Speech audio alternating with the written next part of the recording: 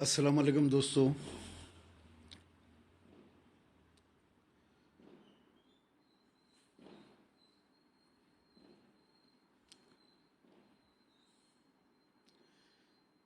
जैसे जैसे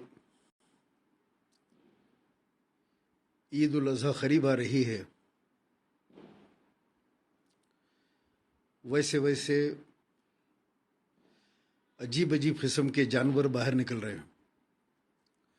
नए नए जानवर जो बरसाती मेंढकों की तरह बाहर निकलते हैं और ये वक्त आके आपको हमको तंग करते हैं। पता नहीं साल भर कहाँ रहते हैं लोग।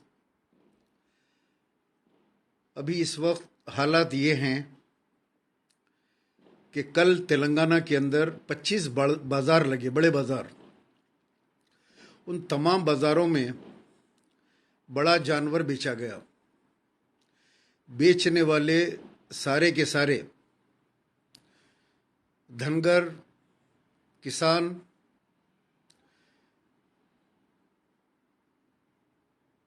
और वही लोग, मतलब हमारे लोग नहीं हैं जिसके पास जानवर होता है।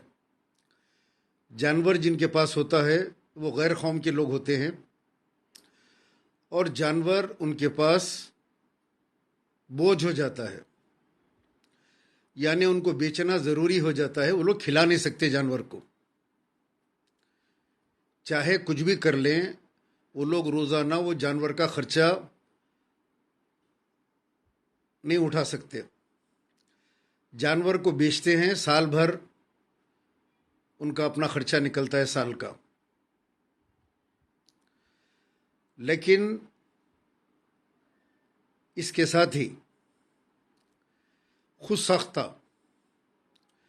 जो गाय को अपनी माँ बोलते हैं, गौ माता, ये लोग निकल जाते हैं बाहर। इनको अब्बा और अम्मी की तमीज़ नहीं है। निकलते हैं अम्मा के नाम पे, गाय के नाम पे निकलते हैं, जबकि मुसलमान गाय काटता ही नहीं है, ना गाय खरीदता है ना गाय बेचता है। आज हमारी इतनी उम्र हो गई, जब से ये गायों का कानून आया, जब से किसी मुकाम के ऊपर हमने गाय को काटते हुए या गाय का कारोबार तिजारत करते हुए हमने नहीं देखा। बड़ा जानवर काटते हैं जो सारा साल मिलता है, सारे हिंदुस्तान में मिलता है। बल्कि हिंदुस्तान के बाज़ रियासतें ऐसी हैं जहाँ पे ये गाय का गोश्त खाया जाता है। मैंने बीजेपी लीडरों के बयान सुने, हमारी हुकूमत आ जाएगी, किसी स्टेट में गोवा में खाते हैं, नॉर्थ इंडिया के मुकामात पे खाते हैं। हमारी हुकूमत आएगी तो हम गाय का गोश्त आप आराम से खा सकते हैं। हिंदुस्तान के अंदर ये बेचने वाले जो 6 बड़े कंपनीज हैं, ये 6 बड़े कंपनीज पूरे के पूरे गैर मुस्लिम्स के हैं। मुसलमानों के हाथ में कारोबार ये दुकानों के ऊपर ला के गोश्त बेच लेना। लेकिन जो माल एक्सपोर्ट होता है वर्ल्ड में, हिंदुस्तान दूसरे नंबर के ऊपर है। Second largest exporter of meat in the world, India. यानी डॉलर में, रियाल में, पाउंड्स में ये लोग तिजारत करते हैं। उससे हमको महंगा पड़ रहा है यहाँ पे, यानी खुद अपने मुल्क में खाने को महंगा है और फॉरेन एक्सचेंज की चक्कर में हुकूमत फॉरेन कंट्रीज़ को भेजती है। 6 बड़े कंपनियां हिंदुस्तान के अंदर, 6 के 6 गैर मुस्लिमों के हैं।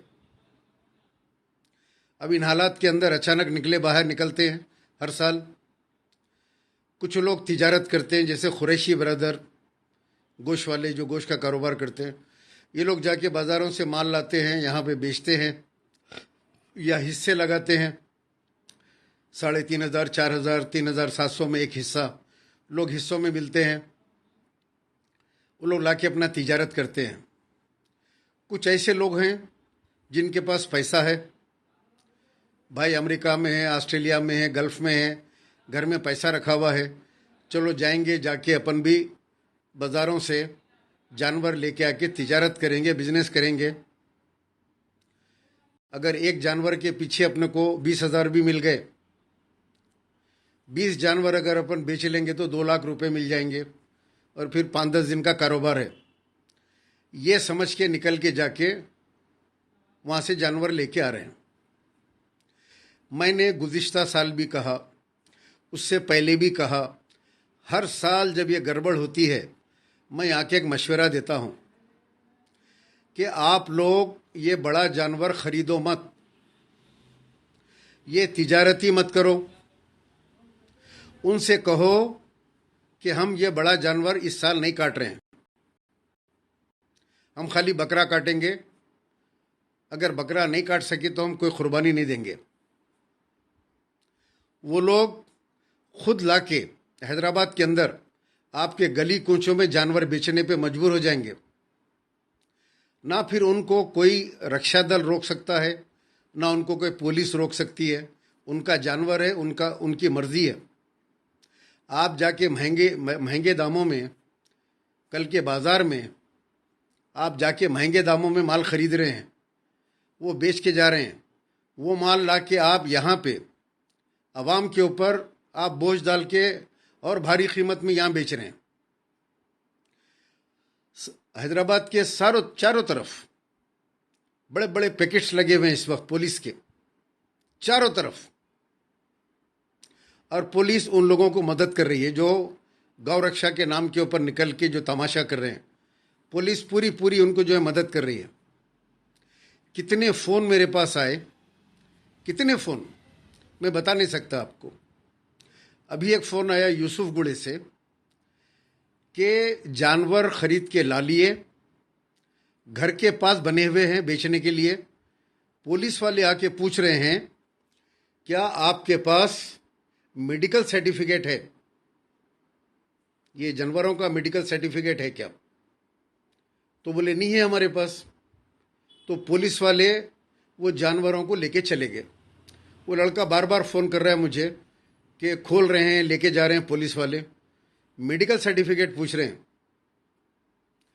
पुलिस का काम है और जो बिजनेस कर रहे हैं उन लोगों का काम है, जहाँ से आप खरीद रहे हैं वहाँ से आप सर्टिफिकेट लेते हैं कि मैं ये ख़रीदा, ख़रीदने की रसीद लेते हैं बाज़ार में। आप इस आदमी से मैंने ये जानवर ख़रीदा, और वहाँ मार्केट वाले उसको स्टैम्प करके देते हैं, हाँ इन्होंने बेचा और इन्होंने ख़रीदा, वहाँ आप जमा किए। अब इतने वेटरनिटी डॉक्टर है ही नहीं कि वो जानवरों का मेडिकल सर्टिफिकेट दे तेलंगाना में। पुलिस का काम है कि पहले अनाउंसमेंट करना कि आपको रसीद भी चाहिए और मेडिकल सर्टिफिकेट भी चाहिए। वो तो पुलिस नहीं की, हुकूमत का काम है ये करना। और जो लोग तिजारत कर रहे हैं, जो बिजनेस कर रहे हैं, उनको एटलीस्ट पता होना चाहिए कि आप लोगों को बाजार की रसीद के साथ मेडिकल सर्टिफिकेट भी आपको रखना ज़रूरी है। मेडिकल सर्टिफिकेट के बिना आपको पुलिस रोक रही है, आपके जानवर लेके जा रही है। अब ऐसे में थोड़े कंतरी निकले, हर साल ये टाइम निकलते हैं 8-10 दिन। ये लोग कुछ काम के लिए नहीं निकल रहे हैं। ये लोग कोई गौ माता की मोहब्बत में नहीं निकल रहे हैं। आप लोगों को एक बात मैं वाजे कर दूं, ये लोग निकल रहे हैं बिजनेस के लिए। ये लोग निकलते हैं ये माल को सीज करके पुलिस की मौजूदगी में, पुलिस के साथ लेके जाके गौशाला में रखते हैं, बाद में उसको बेच देते हैं। इतने जानवरों को तो खिला नहीं सकते लोग चारा। गवर्नमेंट से भी अगर पैसे आते हैं या कहीं से फंडिंग भी इनको मिलती है। आप लोगों ने देखा कोविड के बाद हजारों गाय मरे हुए जो है ले जाके जो है रेगिस्तान में, राजस्थान, हरियाणा, नॉर्थ इंडिया के अंदर रेगिस्तान के सहराओं में फेंक दिए लेके जाके। हजारों की तादाद में कब्रिस्तान बना हुआ है, फेंक दिए। उनको दफनाए भी नहीं, ऐसे फेंक डाले उनको, सड़कें गल के ख़त्म हो गए। जानवर खा लिए। ये लोग लेके जाके यहाँ से फिर बाद में ये लोग लोगों को बेच रहे हैं। रिसेंटली कुछ महीने पहले डबीरपुरा पुलिस स्टेशन की हदूद में कोमटवाड़ी एक इलाका है, जहाँ के मंदिर का जो जिम्मेदार है वहाँ पे गाय बांधी हुई थी, उसने गाय को काटने के लिए बेच दिया। कोई हंगामा नहीं हुआ, कोई आके वो पुजारी का या वो मंदिर का जो जिम्मेदार बेचा था गाय, कोई उसका जो है आके यहाँ पे मॉब लिंचिंग नहीं करी उसकी। खाली एक न्यूज़ आई कि पुलिस बुक करी, केस बुक करी मंदिर के उसके ऊपर।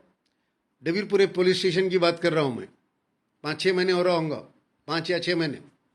यहाँ पे केस बुक हुआ, कोई हंगामा नहीं हुआ। तो इस तरह ये लोग बेच देते हैं, बेच के पैसे कमा लेते हैं बाद में। ये सबसे बहुत बड़ी इंडस्ट्री है ये, यानी इस वक्त करोड़ों रुपए का कारोबार होता है, करोड़ों रुपए का। बकरे, बड़ा जानवर लोग कुर्बानी देते हैं, खरीदते हैं। किससे खरीद रहे हैं आप? आपके पास है जानवर, आपके पास बड़ा जानवर है, आपके पास छोटा जानवर है, आपके पास कुछ भी नहीं है। आपके पास आप जो भी खरीद रहे हैं दूसरों से खरीद रहे हैं आप। तो कारोबार उनका हो रहा है, आपका नहीं हो रहा है। आप लाके 500 रुपये बकरे के पीछे, 700 रुपये बकरे के पीछे बेच रहे हैं आप। हजारों करोड़ का कारोबार तो उनका हो रहा है, पैसा तो उनकी जेब में जा रहा है। उसके बाद हमारे पे ये जुल्म, यानी हमारी ईद के ऊपर तुम्हारा कारोबार हो रहा है। करोड़ों रुपए जो है एक एक गांव में, एक एक डिस्ट्रिक्ट के अंदर सामान तुम बेच रहे हो, जानवर। पैसा हमारा है। जरा सोचो मुसलमानों, अकल इस्तेमाल करो। एक साल अगर आप नहीं खरीदने से कुछ नहीं होगा, ऐलान करो 1 साल हम नहीं खरीदेंगे, बड़ा जानवर नहीं काटेंगे, हम झक मरा के लेके आके हैदराबाद के अंदर बेचेंगे। वो लोग बारकस के ग्राउंड के ऊपर लाके डिलीवरी दो, 5,000 रुपये जानवर के हिसाब से बढ़ के लो। चंचलगोड़ा ग्राउंड पे लाके डिलीवरी दो, टोली चौकी में लाके डिलीवरी दो, सिकंदराबाद परेड ग्राउंड के पास लाके डिलीवरी दो। वहां पैसे लेके बैठो, बताओ पैसे। ये तो कोई 5 करोड़ रुपए लेके हम बैठे हुए हैं जानवर के लिए, लाओ हम 5,000 रुपये बढ़ के देते हैं तुमको। वो लोग रसीद भी लाएंगे, वो लोग मेडिकल भी करा के लाएंगे, वहाँ का पटेल पटवारी भी साथ आएगा, वो सारे गांव के लोग भी आएंगे। उसके बाद कौन खींचेगा जानवर? उनका पुलिस खींचेगी क्या? ये जो निकले हुए कंत्रियां, ये कालू सिंह कहते, पहली बार सुना भाई इसका नाम। में 1 साल से आ रहा है इसका नाम, कालू सिंह। इतना काला है, अंधेरे में दिख रहा नहीं, गाड़ी में जा रहा, पुलिस वाले बोल रहे बगैर ड्राइवर के गाड़ी जा रही, काला दिख रहा ही नहीं उसके अंदर। इतना काला कहां से लेके आए इसको? युगंडा उगंडा से कोई उठा के लेके आए क्या? कहीं भी फेंक दिए थे? तो बड़े बड़े बात हूँ, उसका एक पट्टा बैठ के बोल रहा, मैं सुना उसका वीडियो। चंचलगुड़े को आता हूँ, वो अमजदुल्ला खान निकल के जाके जो है चारों तरफ जो है फिर रहे हैं और पुलिस को नुमाइंदगी कर रहे हैं, गड़बड़ कर रहे हैं, रातों में भी फिर रहे हैं। तो बोला मैं चंचलगुड़े को आता हूँ बेटा। अरे कालू, ये चंचलगुड़ा, याकुतपुरा, ये एरियो के नाम ऐसे ही है, इधर आना तो बहुत दूर की बात है। एक 25 वक्त खाली नाम बोल लिया तो तेरा पेशाब निकल जाता। याकुतपुरा, याकुतपुरा, चंचलगुड़ा, याकुतपुरा ऐसा बोला तो पैंट जो है गीली हो जाती। कब आता बोल, कब आता बोल? डबीरपुरे ब्रिज के ने मैं रहता हूँ, तू ब्रिज बाद में चढ़ना, मैं आ रहा हूँ बोल के बोल, मैं ब्रिज के ने खड़े हूँ। अगर तेरी माँ जनी एक बाप की औलाद है तो तू आ, मैं बोल रहा हूँ तेरे को। मैं खड़े तो वहां पे जाके, जब्बार होटल बोलते हैं वहां पे ब्रिज शुरू होता डबीरपुरे का, फ्लाई ब्रिज। ब्रिज चढ़ना तो दूर की बात है, वहां अब्बा जान बैठे हुए रहते, फरत खां। उन्होंने छीके तो 2-4 मर जाते तुम लोग, छीके तो खाली। हाँ कौन है बोले तो बरखास्त, अर्थियां लेके जाना पड़ता। तुम लोग को नहीं मालूम रे वो सैदाबाद से चंचलगुड़े का हिस्सा हुआ था 1982-83 में। ले लेके निकले थे बाजे गाजे के साथ, इधर से जाएंगे बोल के। उसके बाद जो मालिश हुई थी, फिर ये रूट के ऊपर नहीं निकले, ये रूट के ऊपर उधर से चले जाते, जेल के साइड से कट मार के चादर घाट से चले आते। याद है लोगों आप लोगों को 82-83 का? बहरहाल ये बड़े बड़े बात नको कर कालू, इतना काला है भाई ने, कैसा इसके घर वाले इसको कैसा, शादी हुई थे बीच में रिसेंटली, अंधेरे में नहीं दिखता इसको, कैसा देखते होंगे घर में, कालू कालू कालू बोल के। लाइट वाइट बनोगी तो जो है इन्हें ढूंढना मुश्किल है। जो है पेलू सिंह था, अच्छे आदमी थे वो, कोई नहीं था, लोग उनका मर गया। पहलू सिंह बोलते थे उनको, पहलू सिंह। वो प्यार से घर में पेलू करते थे। उनका नाम जो है लाड़ से पुकारते शॉप में पेलू, पेलू सिंह पड़ेगा उनका नाम। वो बेचारे बाद में काम करते थे, करते करते उनका काम भी वैसे मिला, उनका लीडरों के हाथ के नीचे काम करते थे। एक दिन मैं बोला भाई कारोबार क्या कर रहे यार तुम? तो क्या करूं सलीम साहब, लीडरों के पैरों के नीचे रहता हूँ, हाथ के नीचे रहता हूँ। बोला कुछ भी काम दिए हो कर लेता हूँ। बुलाते वहाँ पेलू साहब, पेलू सिंह हो जाता हो। कोविड में मर गए बेचारे हो, अच्छे आदमी थे, गोरे थे मगर उन्होंने ऐसे नहीं थे, अपने में मिलते जुलते थे। इन्हें तो इतनी नहीं बोलना, इसकी शक्ल इतनी खराब है कि जो लटकने के सामान थे,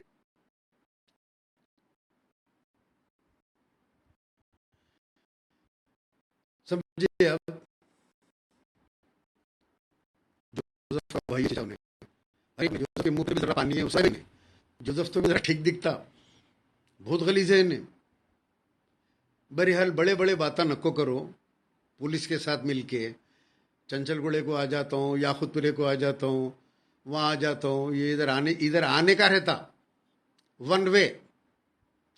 वन वे मालूम है तुम लोगों को? खाली जाने का रहता, वापिस नहीं जाते, फिर उसको बोलते वन वे। यू टर्न भी नहीं है यहाँ पे, सीधे सीधा चले जाते वहां से। आगे गए तो सैदाबाद के आगे शमशान घाट है, सीधा शमशान घाट को चले जाते। अब बार बार फोन करके बोल रहे हैं, आवाज नहीं आ रही यासीन, बार बार फोन करके बोल रहे हैं लोग, फोन करते जा रहे हैं बार बार। मुझे अमजदुल्ला खान का फोन नहीं लग रहा। अमजदुल्ला एमएलए है, अमजदुल्ला एमपी है। अमजदुल्ला खान क्या है? जो एमपी एमएलए है, एक तो फैमिली के साथ शिकागो में है, वहां पार्टी करने बुलाने में आपको, वहां पे एक तो लंदन चले जाते 6 महीने, वहां है।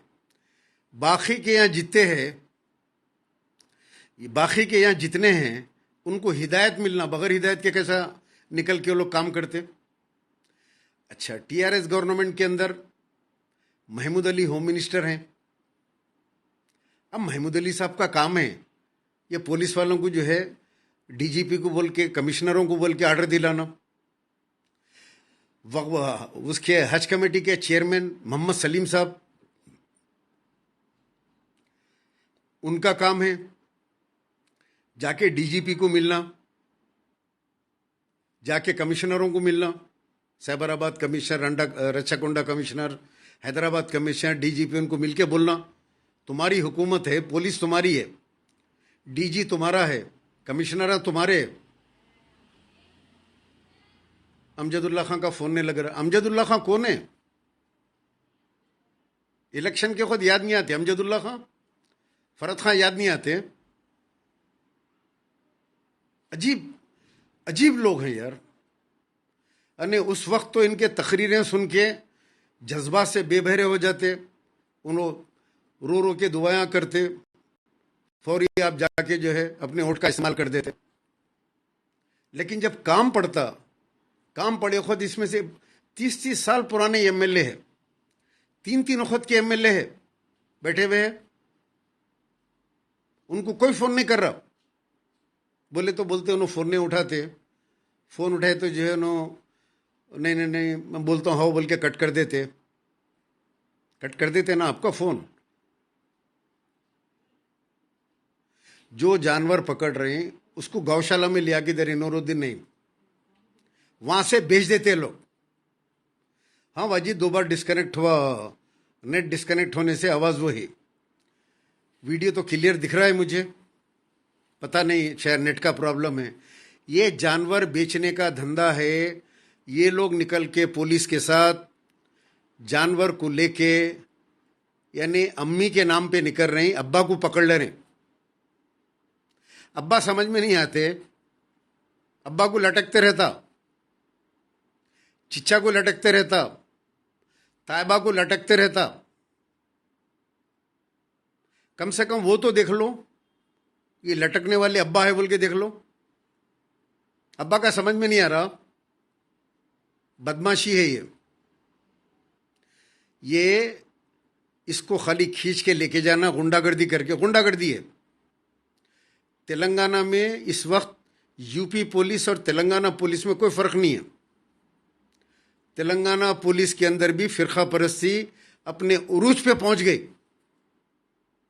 आज जो कुछ भी हो रहा है पुलिस की मिली भगत से हो रहा है। डायरेक्टर जनरल पुलिस साहब को चाहिए स्पेशल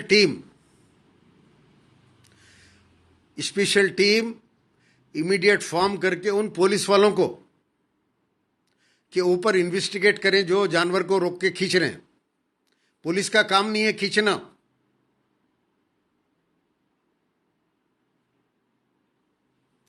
खान सही बोले आप।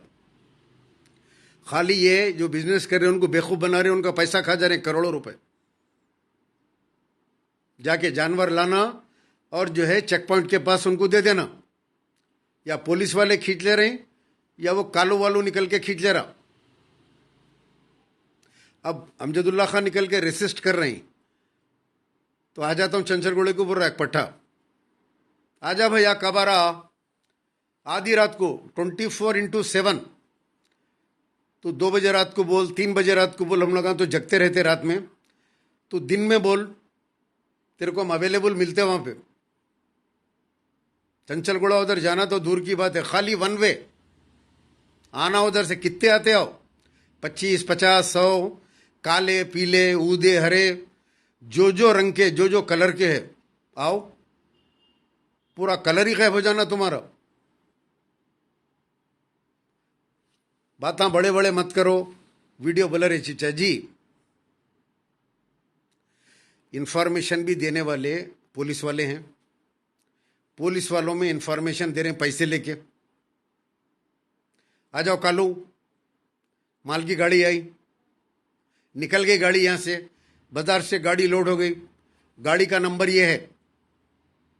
वहां बाजार से हो रही इंफॉर्मेशन। पुलिस वाले इन्हों दोनों मिलके माल कमा ले रहे एक मानो में। पुलिस वालों का काम नहीं है घर के ऊपर से आके जानवर लेके जा रहे हैं, मेडिकल सर्टिफिकेट पूछ रहे हैं। वीडियो क्लियर नहीं आ रही, अब इसको कट करके मिलाए तो नहीं होता। मेरे को तो क्लियर दिख रही है यहाँ पे। अब ऐसे काम चला लो, इसको ख़त्म करता हूँ मैं सिर्फ आया इसलिए, एक बात बोलने के लिए बस मैं आया। मोहम्मद वसीम, एक बार तुम बेडशीट लेके गए तो बेचारा गोरा तभी होता। अरे वाह भाई वाह, क्या कमेंट है यार। अब लेके जाके बेडशीट बिछाए तो उसका छोटा भाई पैदा होता गोरा। अब इन्हीं गोरा कहाँ से होगा बोलो आप? ये कौन बिछा दिए थे नहीं मालूम, कोई बहुत काले थे होंगे, बिछा दिए तो ये काला पैदा हुआ। इसकी सूरत देखो यार। हाँ, बोटी धुलाना कालू से, बोटो नहीं धुलाना, उसको ग्रैंडोमाइसिन देना उसको। आ भाई आ कालू आ, कब आ रहा, कहाँ आ रहा? मैं तो बड़े के शाम होते मैं बड़े के पाए की दुकान पे रहता हूँ, बड़े के पाए खाता हूँ मैं, याखुतपुरे के पास, बड़े बाजार जफर रोड पे। देख कैसे रहते, देख पाए निकाले तो बड़े बड़े शिगट। आके देख इधर याखुतपुरे को आ, कभी वो किधर किधर फिर लेते नहीं मालूम उधर मेन रोडों पे। और इम्तियाज कैसे, इम्तियाज हुसैन, वाजिद। अब ये टीआरएस वालों का काम है। महमूद अली, मोहम्मद सलीम और मसीहुल्लाह, ये जो जो ओहदों पे बैठे हुए हैं, ये पूरे जाके जो है डीजीपी से मिलना, डीसीपी से मिलके, वो डीआईजी से मिलना, डीजी साहब से मिलना, डीजी साहब से मिलके ये जुल्म को रुकाना। अभी 10 दिन बाकी है। फिरोज खान पहले चिचा कंगना का अंगना भर दिए थे पाए खा के, यस। अब ये पाए खा के कालू सिंह के पास जाना पड़ता, फिर बेडशीट उड़शीट उछा लेके। ये लोग टीआरएस वाले जाके बुला के बोलना महमूद अली साहब डीजी को, बुला के बोलना या फोन करके बोलना इमीडिएट, ये पुलिस का जुल्म रोको, ये कालू वालों को गिरफ्तार करो, ईद तलक का अंदर डालो, साले को बंद करो अंदर, ये जितने भी ये बदमाशों को बंद करो। अरे धंधा बना लिए भाई, लोगों का पैसा लूट ले रहे हैं। एक मानो में ये लूटम लाटी हो रही है, इनको तो लूट मार के दफे लगाना। यानी जिस तरह डकैत का दफा होता है, 6-8 आदमी मिलके कोई चीज की किसी को लूटते हैं तो उनको एक डकैत का दफा लगता है।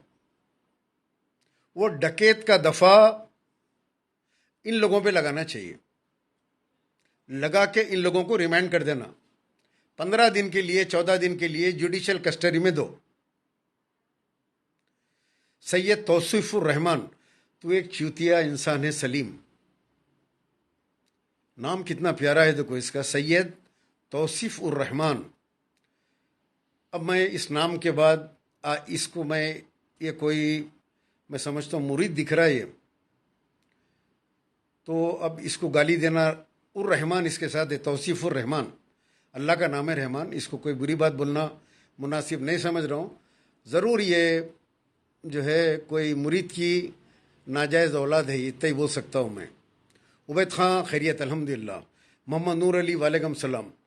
कालो को कमरे में गिल्ली डांडुल खेलना पड़ेगा चीचा, यस वाजिद। कमरे में को खेलते, रोड पे खेलेंगे। मोहम्मद नूरुद्दीन नईम, बिल्कुल लेके जाता हूँ। मोहम्मद नूर अली वालेकुम सलाम। उबैद खान वालेकुम सलाम। तमाम जो मेरे को अस्सलाम वालेकुम लिखे हैं, खैरियत पूछे हैं, तमाम को वालेकुम सलाम। अब मैं सिर्फ यही मैसेज देना चाह रहा था, पहले तो जानवर ख़रीदो मत यार, और अगर ख़रीद रहे हैं तो उनको यहाँ पे लाके दो बोलो। उनके बाज़ारों को जाके भी 10 दिन बाकी है, करोड़ों रुपए का कारोबार होता है। खुदा के लिए अपने हलाल की मेहनत के पैसे ले आके बर्बाद मत करो। उनको, उनके पटेल पटवारियों को, बाजार वालों को लेके आके सिटी में लेके आके डिलीवरी दो, नहीं तो मत काटो बड़ा जानवर।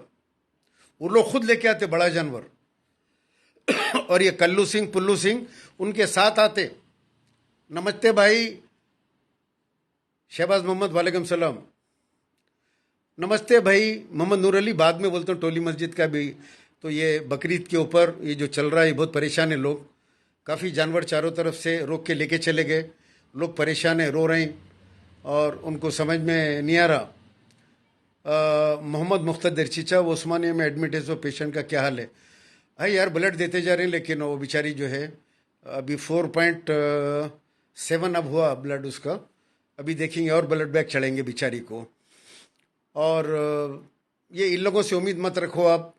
कोई पूछ रहे एमआईएम वाले हैं ना, ये भी कालू सिंह के सर के लोग भी, इन्हों भी खाली इलेक्शन के वक्त निकाल के पुकारते हैं नो, भो भो भो भो है ना, निकले ना, वैसे जलसों में पुकारते ना। कोई कमिश्नरों करने गए लोग ना, ये लोग डीजीपी के पास गए ना, कहीं निकल के केसीआर के पास गए ना, केटीआर करने गए।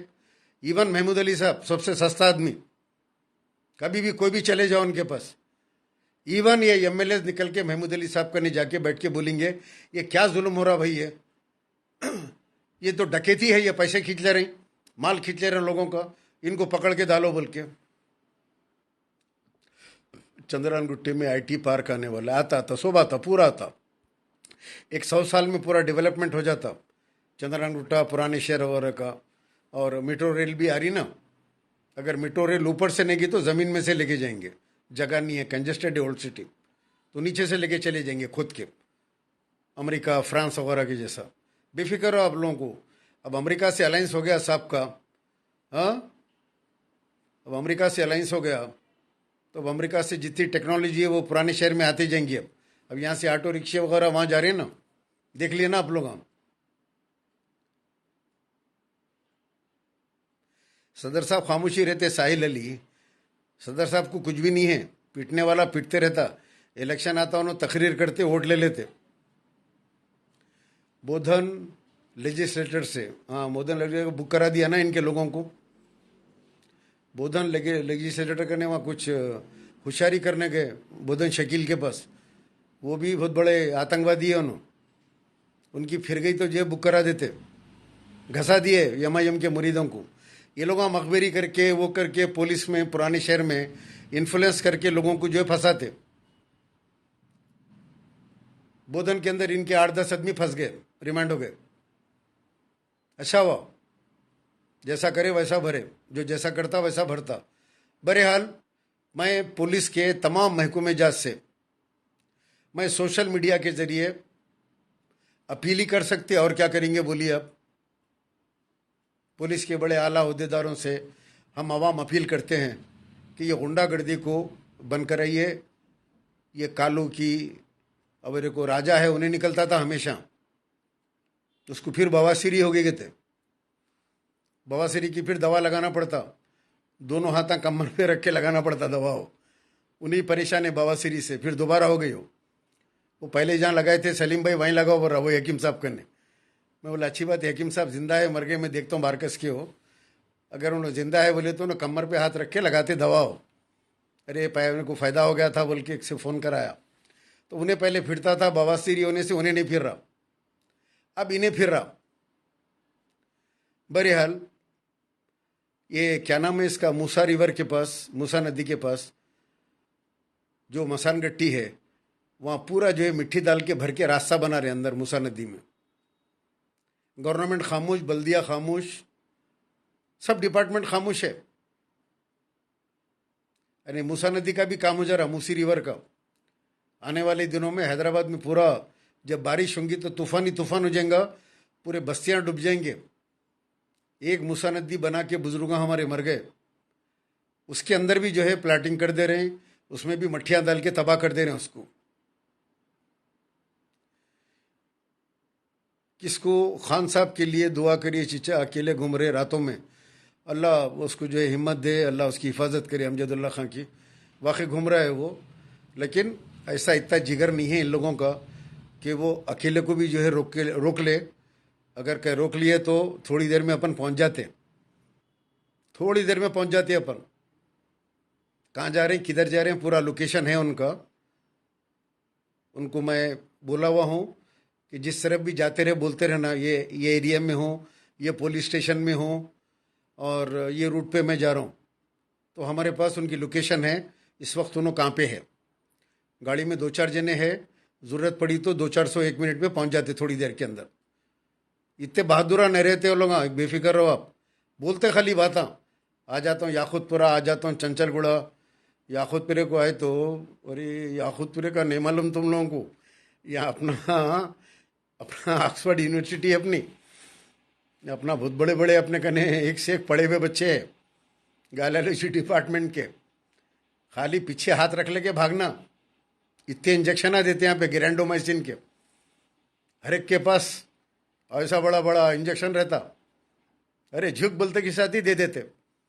लड़ाई झगड़ा तो बहुत दूर की बात है, खाली चीखा मान लेते भागना।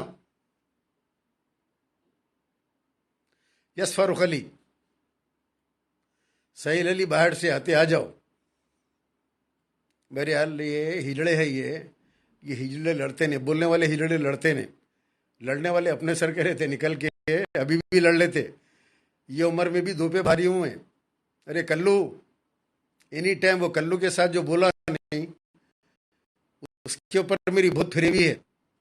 या तू तेरा बता मेरे को, मैं तो आते रहता हूँ इधर बेगम बाजार वगैरह, तू कोई बीच का रास्ता बता, बोल मैं यहाँ बैठता हूँ बोल के बोल, हम आ जाते तेरे पास एनी टाइम।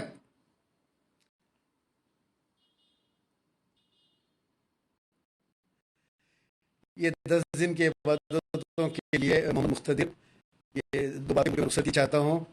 ये 10 दिन की जो इबादतें हैं कि रमज़ान अल मुबारक के आखिरी अशरे के जो 10 दिन हैं, वैसे ही उसके बाद ये 10 दिन बहुत मुक़द्दस है। जिस तरह रमज़ान अल मुबारक के आखिरी अशरे में 10 दिन हम इबादत करते हैं, ताख़रातें होती है, उसमें बड़े खुशी खुजू के साथ हम इबादतें करते हैं।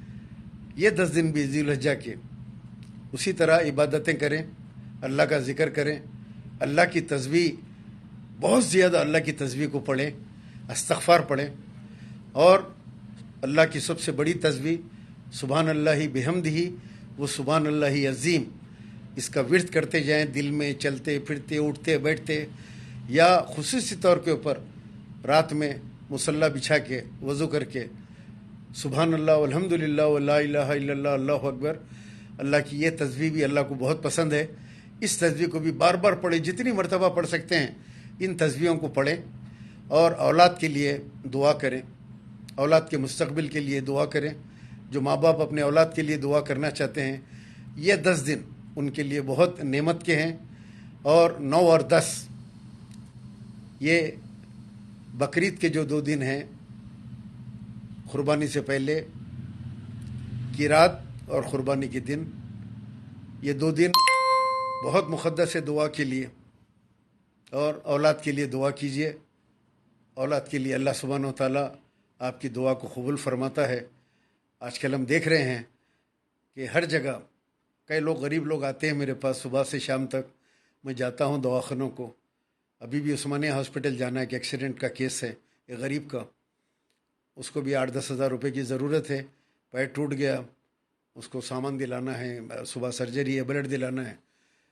तो ये लोग आते हैं, माँ बाप आते हैं, और उनका ये कहना है कि बच्चे हैं, अपने अपने बीवियों के साथ मसरूफ़ हैं, अपने अपने बीवियों के साथ मसरूफ़ हैं, और नहीं देते, माँ बाप को नहीं पूछ रहे। ये बड़ी शिकायत देखने में आ रही है। अल्लाह उनको नेक हिदायत अता फरमाए जो उन माँ बाप को नहीं पूछ रहे हैं। तुम अपनी औलाद को पूछ रहे हैं, तुमको जो पैदा करे, तुमको पाले पोसे, 9 महीने अपने पेट में रखे, अपने मुंह का निवाला तुमको खिलाए, तुम्हारी माँ तुम्हारे बाप तुमको गोद में उठा के रात रात भर, तुमको बुखार आ गया, मोशंस आ गए, तो तुमको उठा के रात रात भर जो है जागते रहे, तुमको बोलना सिखाए, तुमको चलना सिखाए। हाँ, और आज माँ बाप को नहीं पूछ रहे, दवा के लिए आके रो रहे हैं बैठ के। बस तो शर्मा के उनका सर नहीं उठता है, कहते हैं कि मुझे दवा के पैसे नहीं है मेरे पास, मुझे शुगर है, बीपी है, मेरे को दवा दिला दो साहब। अच्छा, मैं भी मंगाता हूँ दवा, बैठो। मगर मेरी आंख में आंसू आ जाते। कैसी होगी ये औलाद जो माँ बाप को दवा नहीं दिला रहे यार, पूछ रहे ने उनको। और उसके बाद अल्लाह मेरे से राज़ी हो जाए। अल्लाह कहाँ से राज़ी होगा मेरे दोस्त तुम लोगों से? अल्लाह कैसा राज़ी होगा बताओ? हम तो हमारे माँ बाप की खिदमत उनकी आखिरी सांस तक करते रहे। आज शहर में ऐसा फिरते रहते, हम दन दना लेते हुए फिरते, वो माँ बाप की दुआ है। बड़े बड़े जलसों में जाते, लोग बोलते आप अकेले जा रहे हैं जलसे में। मैं बोलता मेरी माँ घर में जिंदा है, मेरी माँ के हाथ उठे हुए मेरे वास्ते। कोई पहलवान, कोई दादा, कोई मेरा कुछ नहीं बिगाड़ सकता। मेरे साथ मेरे माँ की दुआएं हैं। मैं यही बोलता हमेशा, आज भी बोल रहा हूँ मैं कि मेरे माँ बाप की दुआ, मैं बहुत गुनहगार हूँ, लेकिन मुझे मेरे माँ बाप की दुआ है, मेरे बहनों की दुआ है, मेरे ख़ानदान वालों की दुआ मेरे साथ है। मैं तमाम नौजवानों से कहूँगा इस मौके के ऊपर कि बहुत ज़्यादा देख रहा हूँ मैं जो माँ बाप की दिल आज़ारी कर रहे हैं, माँ बाप को झिड़कियाँ दे रहे हैं। क्या समझ रहे माँ बाप को? जो मुखवाया माँ बाप को बोल दे रहे, यानी बीवी की सुन रहे हैं और माँ बाप को नोवेर कर रहे हैं, तो जहन्नुम का रास्ता तलाश कर रहे हैं। बीवी तो मिल जाएगी यार, एक बीवी नहीं 4 बीवियां मिलेंगे, लेकिन माँ बाप तो नहीं मिलेंगे ना। माँ बाप की कदर करो यार। नौजवानों, ये फैशन बहुत बढ़ गया, माँ बाप को पीछे कर देने का, माँ बाप को गिरा देने का, माँ बाप को छोड़ के ससुराल में भाग जाने का। नहीं, बीवी तंग कर दे रही, अलग रहो बोल रही बीवी। अलग रहो बोले तो उसको बोलो जा भाई तू अलग रह जा। माँ बाप करने रहे, यतीम खाने में करना था शादी, जाके यतीम खाने में देखना था किसके माँ बाप नहीं है। रिश्ते के वक्त देखना था, इसके माँ बाप मर गए बोले तो उससे शादी करना था। माँ बाप है तो माँ बाप को छोड़ के अलग रखो मेरे को जो है, मैं अपनी माँ के पास रहती हूँ। अरे भाई तेरे माँ बाप अच्छे हैं, तू रहेगी। शौहर के माँ बाप खराब है, शौहर के माँ बाप कने अकोमोडेट नहीं होगी। और बेचारा शौहर आखिरी में उन्हें भी बोल रहा अम्मा मजबूर हूं मैं, बस बस कर दे रही, अलग रख के देखता हूँ, उसको ससुराल में छोड़ देता हूँ। कई को तुमको मेरी शादी कराना चीचा, मैं कहा हूँ करो यार, दीनदार बच्चियों से करो, जोड़ा घोड़ा नहीं, अच्छी बच्ची है, गरीब बच्ची है, देखे करो, नमाजी है, कुरान पढ़ती, तुम्हारे माँ बाप को पूछेगी, उसको अल्लाह का डर है, उसको ये मालूम होना कि अगर मेरा शौहर मुझसे नाराज़ है, अगर मेरा शौहर मुझसे नाराज़ है तो मेरी इबादत बोलनी, मैं जहन्नुमी हूँ।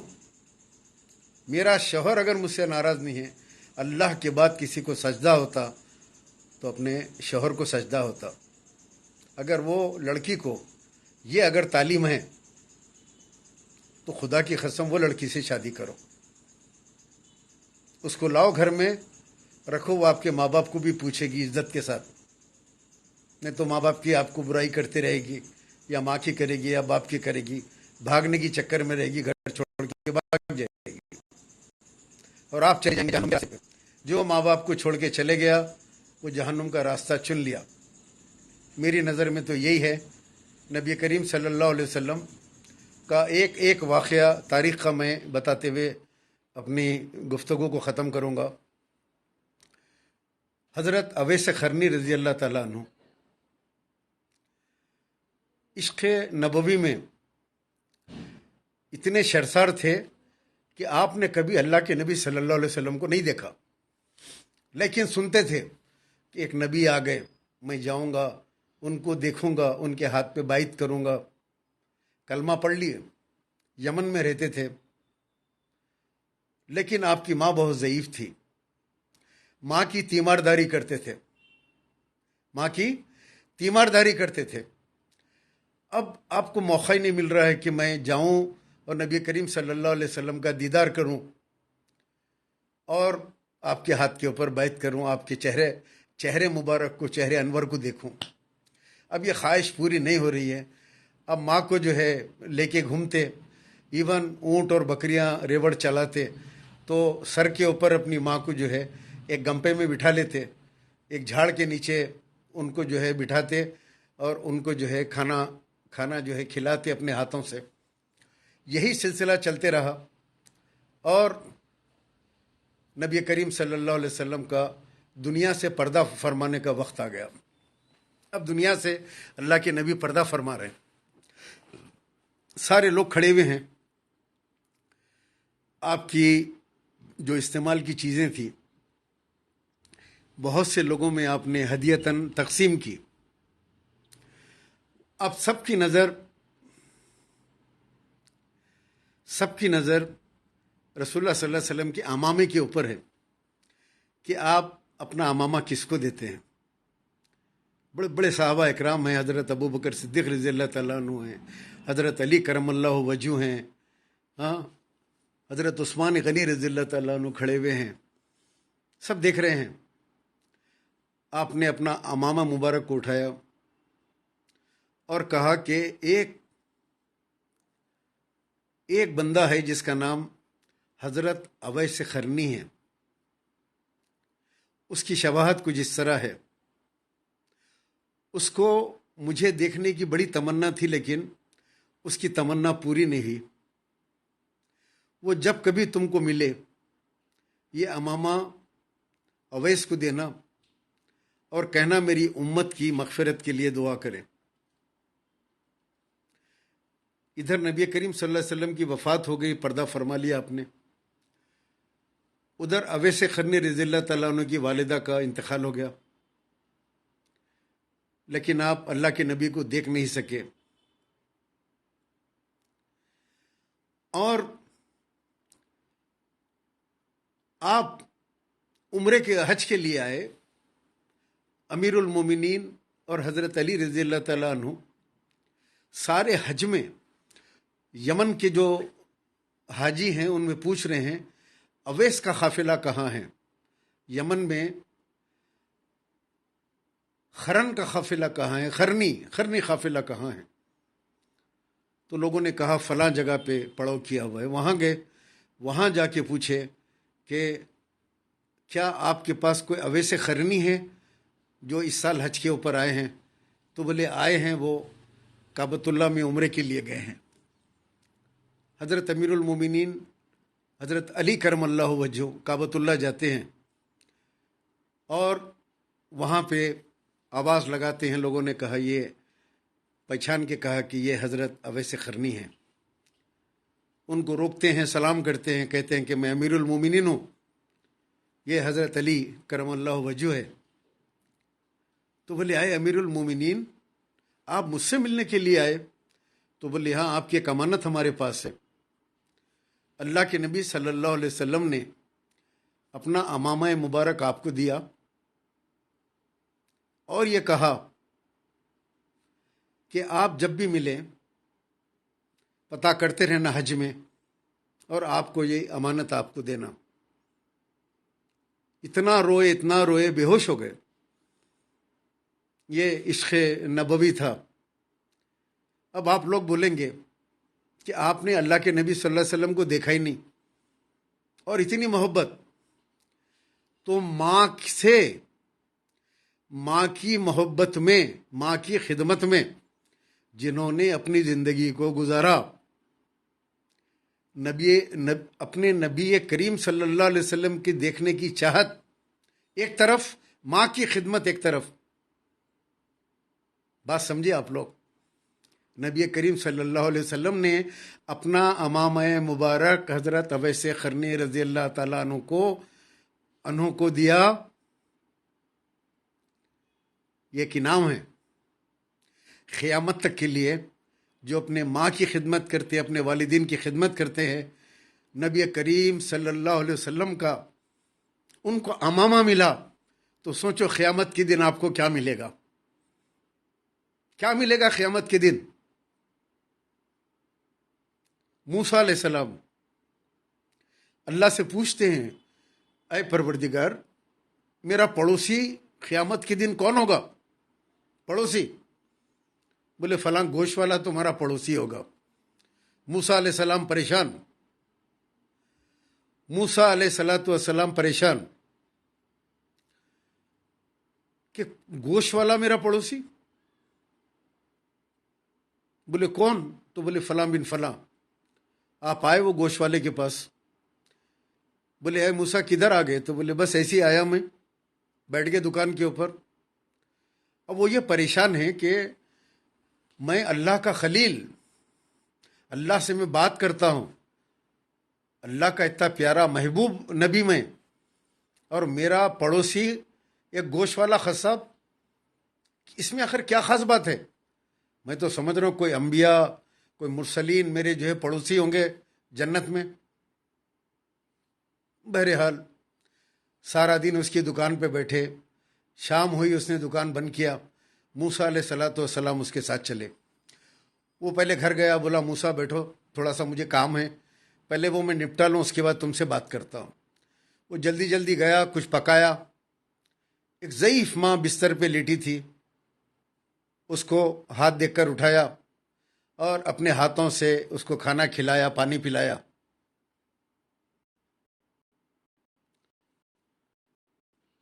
ये देख के मंदिर दूसरे दिन जब मूसा अलैहिस्सलाम कोहितूर पे पहुंचे, अल्लाह सुब्हानहू व तआला ने कहा, मूसा देखा तुमने, अपने पड़ोसी को देखा है।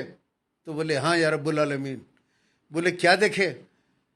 तो या रब्बुल आलमीन वो अपनी माँ की खिदमत कर रहा था, मुझे बिठा दिया, पहले अपनी माँ की खिदमत किया, माँ को खाना खिलाया, पानी पिलाया, उसके बाद में मुझे बात की। तो बोले मूसा, जो अपनी माँ की खिदमत करता है वो तुम्हारा पड़ोसी होगा जन्नत में। अरे नौजवानों, बात किधर आया था मैं, लाइफ किधर से मैं किधर आ गया। मोहम्मद यासीन अब इसको रोका तो जो है स्क्रीन के वास्ते बात अधूरी रह जाएंगे। कम से कम ऑडियो क्लिप तो इसके अंदर ऑडियो तो आ जाएगा। बीच में नेट 2 बार रुका था इसलिए हो गया। तो मैं एक सिलसिलेवार गुफ्तगू कर रहा था, तो वो सिलसिले को मैं मुकम्मिल कर देना चाह रहा हूँ, चाहे ऑडियो की शक्ल में क्यों ना हो।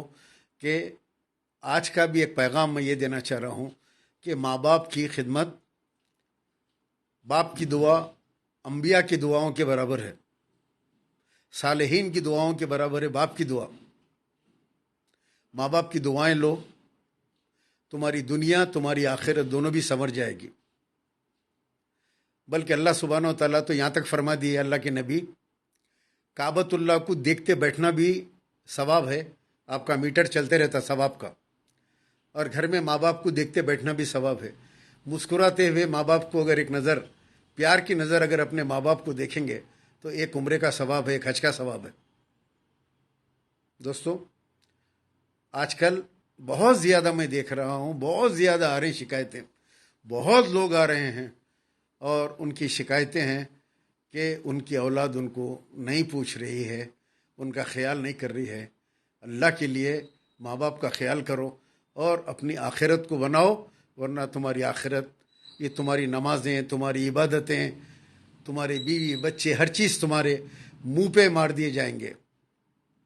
लिहाजा आप लोग इस ऑडियो को समझो, या वीडियो को, या ऑडियो नहीं आ रही, वीडियो नहीं आ रही तो ऑडियो को, इसको जो भी मेरे फॉलोअर्स इसको कट करके निकालते हैं, मेरी ऑडियो पे फ़ोटो लगा के इस मैसेज को क्लियर करके, वालिदीन की अज़मत, वालिदीन का मुकाम, इबादतें एक तरफ है, वालिदीन की दुआएं एक तरफ है, सारी ज़िंदगी की इबादतें एक तरफ, और माँ बाप की एक छोटी सी दुआ एक तरफ है।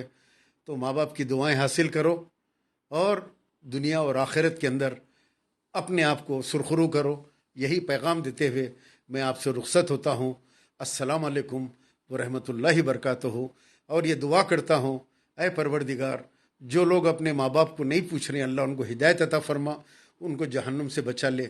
और जो माँ बाप को पूछ रहे हैं, परवरदिगार उनके रिस्क में तरक्की अता फरमा, उनको इतना नवाज, इतना नवाज, इतनी दौलत, हर चीज़ से उनको नवाज से परवरदिगार, कि वो अपने माँ बाप की और इज़्ज़त करें और उनकी ताज़ीम करें, और अपने माँ बाप को परवरदिगार वो लोग प्यार करें और उनकी ज़ईफ़ी में उनको पूछें, जिस तरह आपने कुरान में हुक्म फरमाया कि तुम्हारे माँ बाप को तुम उफ़ तक न कहो, और उनको ऐसे पूछो जैसे उन्होंने तुम्हारी परवरिश की थी। जब तुम एक गोश्त के लोथड़े थे, तुमको पाला पोसा, तुमको खिलाया, माँ ने अपने पेट में रखा, तुमको ग़िज़ा दी पेट में अपने, हाँ, माँ की पेट में अपनी सांसों में तुमको अपना हिस्सेदार बनाया, तुम बने अपनी माँ की पेट में। तो अपने माँ बाप का ख्याल करो और उनकी ताज़ीम करो, जितना हो सकता है उनकी कदर करो। अस्सलाम वालेकुम।